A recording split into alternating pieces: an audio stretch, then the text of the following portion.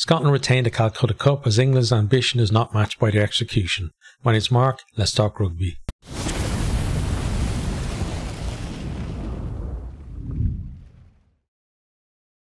It was England that started the brighter of the two sides in this one.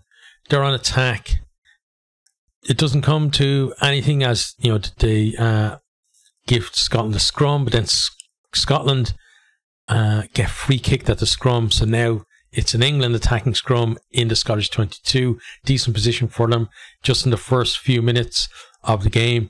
And England put the ball through the hand really well. I thought Ben Earl did really well, getting outside Richie first of all, as they did that. And then that kind of, you know, had a kind of a domino effect on the Scottish defence, who had to start biting in. And then Daly showed some good pace to break the line. He pops it off to Furbank, who, you know, just has to basically take the pass and glide over for, you know, one of the easiest tries he's ever going to score. Ford adds the extras and it's 7-0.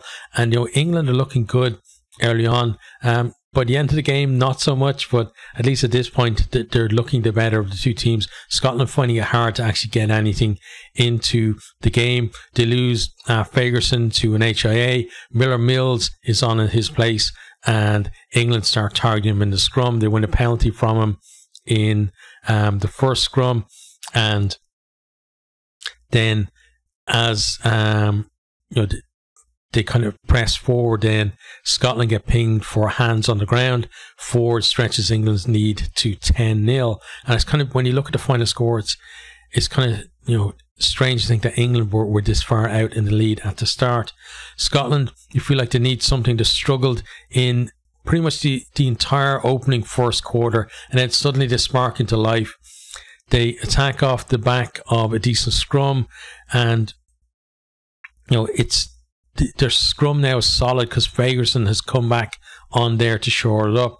To Pilato then, he's really bringing it to the line. He draws in, you know, a defender to bite in on him, and it means that there's space there, and he, you know, gives a lovely pass to put his centre partner, Hugh Jones, through a hole. He breaks into the 22.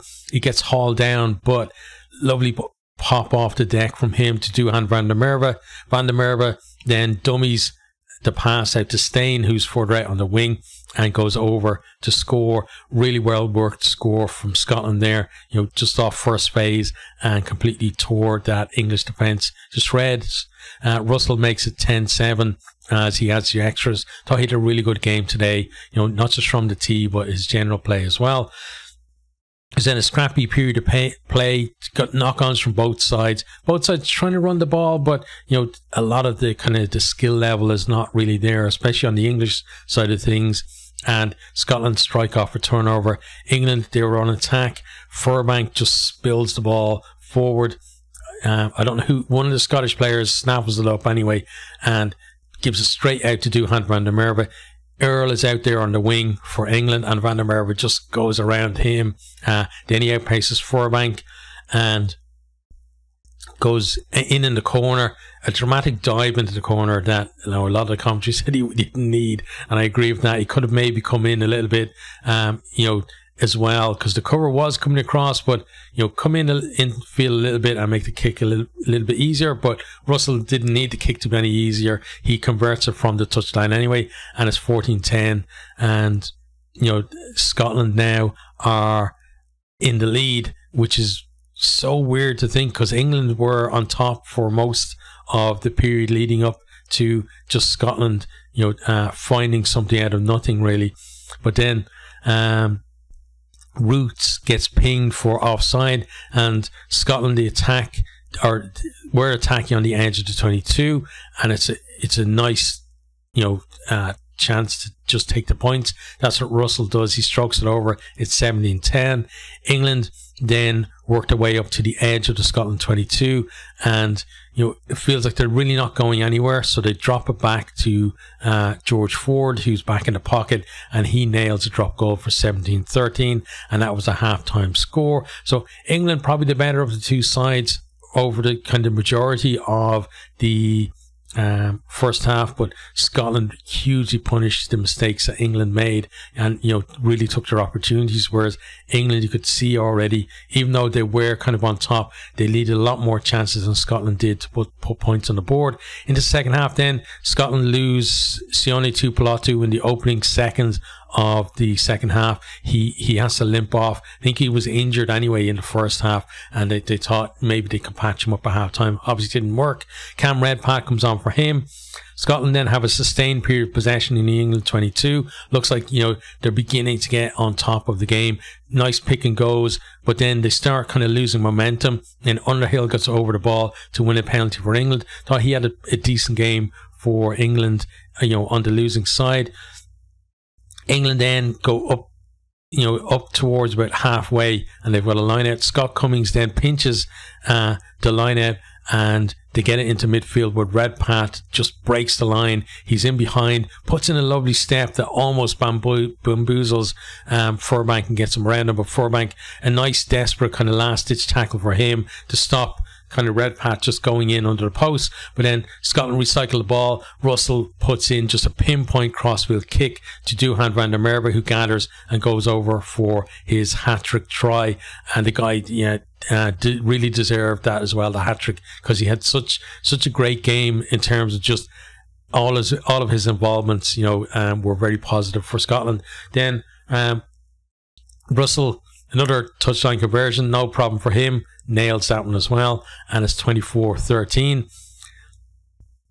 Jamie Ritchie then, he gets not long after, gets pinged for no clear release, and Ford calls for the tee. We then have a bit of a Timo review, because it's a clear out from Genge, and they think it might be dangerous, but then they realise that he come in, he was reckless coming in, but he actually did it to his own player, so therefore there's no foul play. So if it had been a Scotland shirt that he hit, he probably would have been off for a yellow card, but as it is, no foul play. So we go back to Ford with the penalty, and he makes it 24-16. So England hanging in there the way we've seen them doing in a lot of games recently. And Scotland, we've seen it against Wales and against France, that they weren't able to go again, but in this one they are able to do it. So first of all, England get pinged for after another scrappy period. I think it might have been offside, I'm not sure on this penalty, but Russell pops it over for 27-16, and then they get pinged again for off feet, and Russell extends the lead to 30-16, and it's looking like a long way back for England from there. And just Scotland's ability to get those extra couple of scores, even though they didn't get the bonus point try, but just making it that much more difficult for England to actually come back into it. But then, having said that, they make it a much shorter route for England at the restart, because they just do not take care of that restart at all. And England are set up in their 22. Faya Woboso comes on, just a great line, and threw a gap over to score. Did a bit of a dive of the score, which made the kick for Finn Smith maybe a little bit more difficult than it could have been. And Finn Smith just on for his debut, he hits the post with the conversion, so it's 30 points to 21. And now you're thinking 9 points, there's not that much left in the game, and England with their execution, you're thinking, can they really get 2 scores in the amount of time that they have left? And now I think Scotland are starting to believe that all they need to do now is keep them out. So, but England do come looking for another score. Itoje carries close to the 22. Dempsey and Darge get in there, and they manage to hold them up and turn the ball over, and that was a big lift for Scotland, because you can see Scotland were flagging at this stage, but that defensive effort really just lifted their spirits. England then press forward looking for that unlikely comeback, and again, his hands across the line. Lawrence then just throws the pass straight into touch, and it's like and there was a lot of this from England. It was passes that were kind of hitting the player, or they clearly too strong for the player to hold, or just completely missing the mark behind the player or wherever. And there's a lot of kind of teething problems with this English attack. And then we have, further errors from them. Scotland managing to keep them out, then Scotland turn them over, get the ball off the field, and full time is 30 points to 21. Scotland deserved winners in that one. It wasn't like, in terms of quality of play from both teams, in general play, not the best game ever, but those little cameo moments, like if you're watching the highlights, it's one of those ones where it'll actually look like it was a decent game, because like Van der Merwe's 3 tries, they all came off English errors, but they're all really well finished. And then England's tries as well were well worked too. So if you just catch the highlights, yeah, and that's what I'd recommend if you haven't watched the game yet, it actually looks like a decent game. Whereas all the stuff that whoever did the highlights cut out is going in the bin, never to be seen again. I think the only person who's going to look at it is maybe some like Squidge Rugby, if he's decided to look at this game or something. But I think most other people won't look back at the rest of that game. But that was kind of our final score. We're going to have a look now at some of the stats from the game. So first of all, possession. So possession was 49 to 51, so pretty close there between the two teams. Territory was 44 to 56. So England with a lot of territory, but again, they really couldn't do too much with it. Like the 2 tries they scored were kind of their 2 best chances in the game anyway. They didn't have a ton of chances where the moves are breaking down in the 22 close line. They were breaking down kind of in the middle of the pitch and stuff like that when they were trying to get in position. In terms of then just attacks, like it was 3 tries to 2 for Scotland. Scotland just missing out on that bonus point try. It looked like, given when Van der Merwe went over for his hat-trick try, it looked like they had plenty of time to get it, but because England came back and kind of bossed the rest of the game without really bossing Scotland around, it meant they did the chances to score that bonus point try or few or far between for them. Carries then 86 for Scotland, 101 for England. Meters carried 470 to 609. Meters gained then 298 for Scotland and 402 for England. So England, about 2/3 of their ball was actually, or carries, sorry, was over the gain line as well. So it's not bad from there, honestly. Line breaks then 4 each. I think most of Scotland's line breaks actually led to tries. Obviously not all, because they didn't score 4 tries, but they did have a line break pretty much in each of their tries that they scored. So in the build-up. So, and I think I'm trying to remember. So Redpath broke the line in the build-up to the hat-trick try, but I'm trying to work out whether all 4 of the line breaks actually came in the 3 tries that they scored. It might have done, I'm not sure. Defenders beaten at 20 to 22, but Scotland's defenders beaten, were much more impactful, because a lot of that was happening behind the English defence and leading to those scores. Total pass then 95 for Scotland, 147 for England. Offload 7 for Scotland, 2 for England. And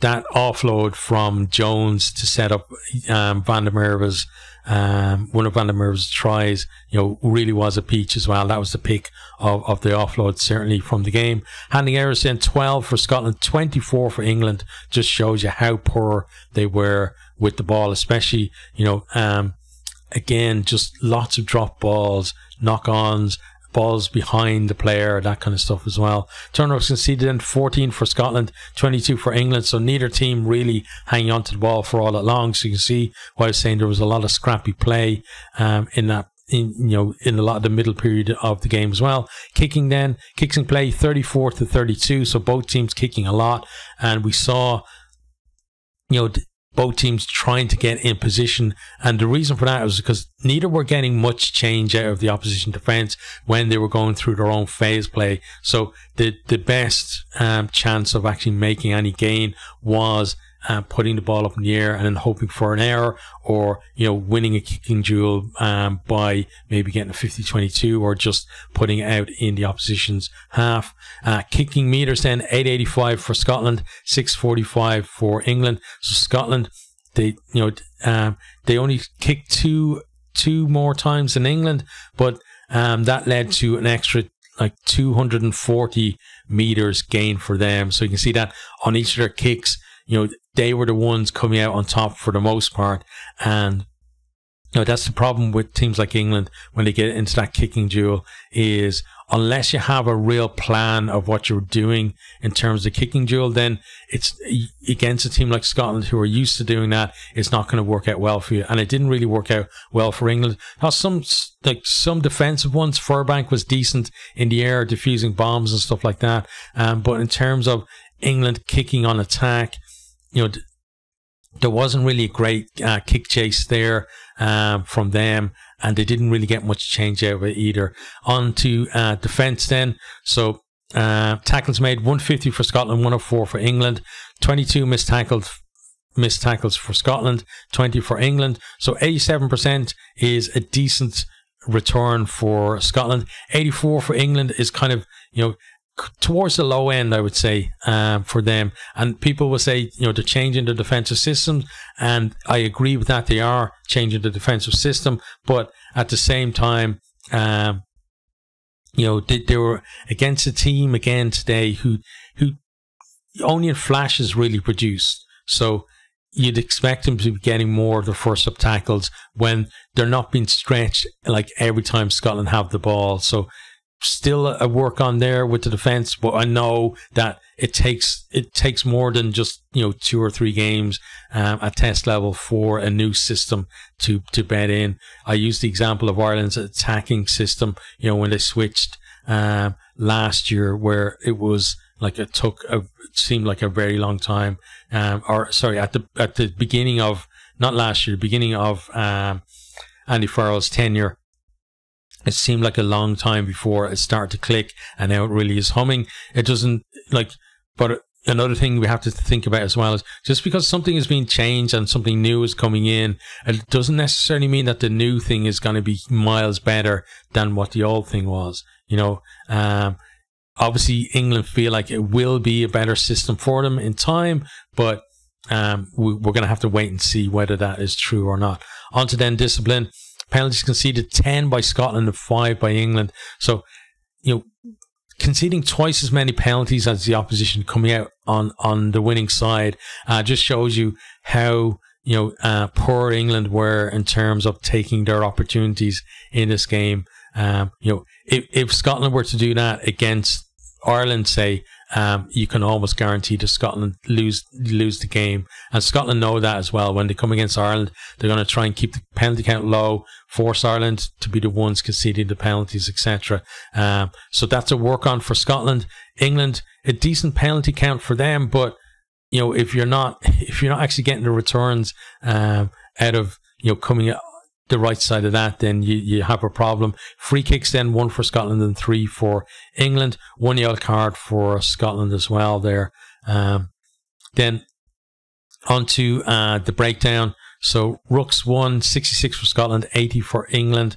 Rooks lost 3-2, and so Rooks 0 to 3 seconds, 60% to 67. So England going, trying to get a lot of quick ball, but it felt like, even if they're getting that quick ball, if your attack is not properly set, and if you're not and that's what it felt like, they weren't properly aligned, and a lot of that was, leading to things like throwing balls into touch and, missing players and stuff like that, that they're not all on the same page. So getting the ball out quickly to an attack that isn't going on that well can then actually cause problems for you. And we saw that, I think, with the Furbank knock on as well, where the ball was just fired at him, and he kind of put his hand out for it.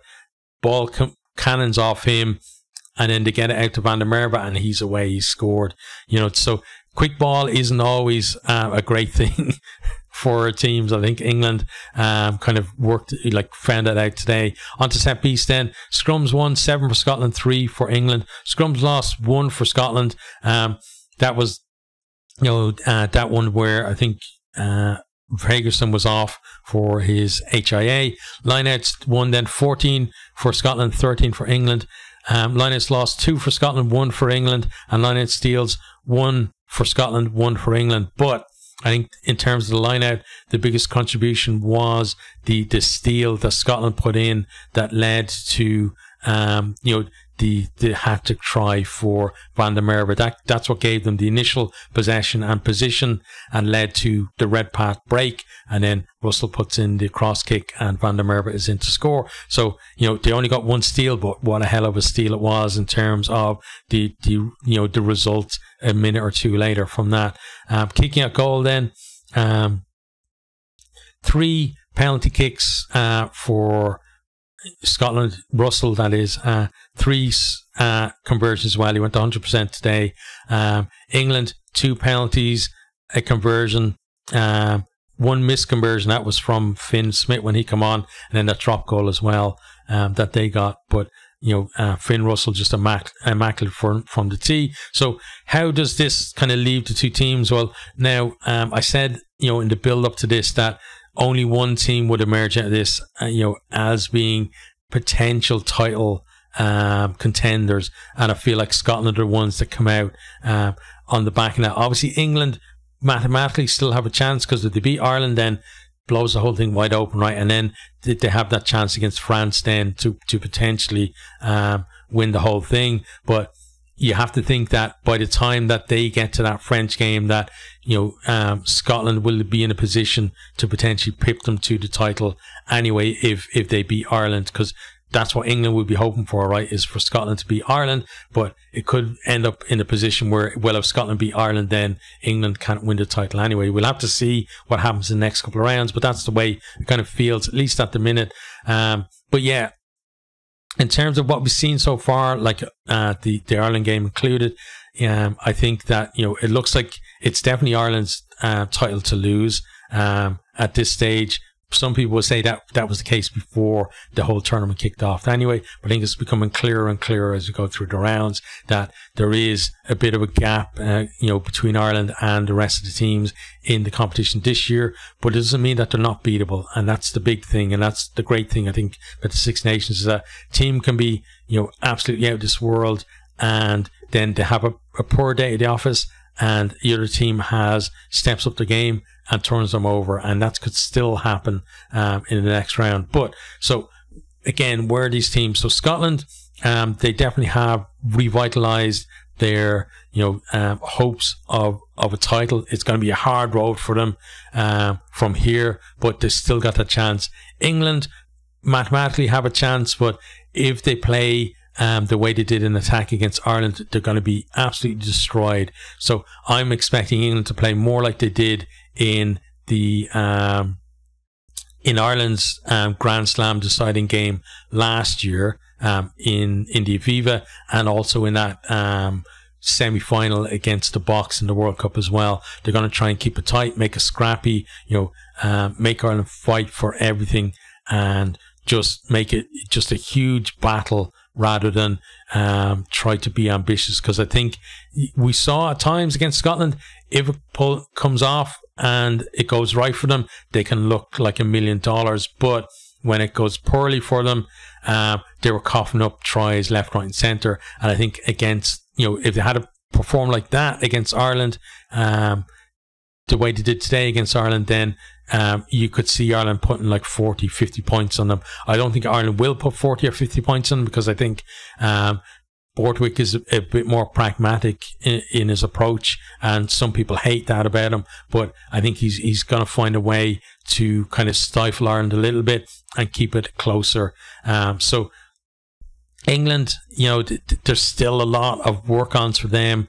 They're bringing a lot of players. Some of them are looking good for 1 or 2 games, but you have to sustain it.